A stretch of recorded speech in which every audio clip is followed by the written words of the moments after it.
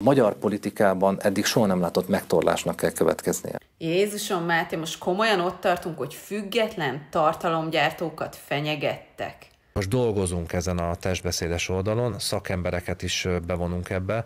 Sok emberre beszélünk, aki valóban ért ehhez, és ki fogjuk deríteni, mondjuk úgy, hogy már nagyon közel állunk hozzá, és akkor talán nem árulok el titkot, és nyilvánosságra fogjuk hozni, hogy kik ezek. Ezt kik csinálják, és miért. Tehát nehogy ennek az oldalnak nehogy bedőljön valaki. Ez egy propaganda oldal, amit most le fogunk lőni.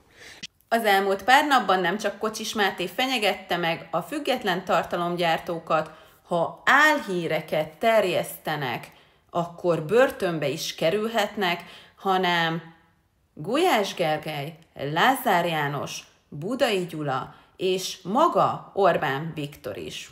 Egyébként Orbán Viktor mit is mondott nem olyan régen? Sohasem vetemednénk arra, hogy elhallgattassuk azokat, akik nem értenek egyet velünk. Tényleg?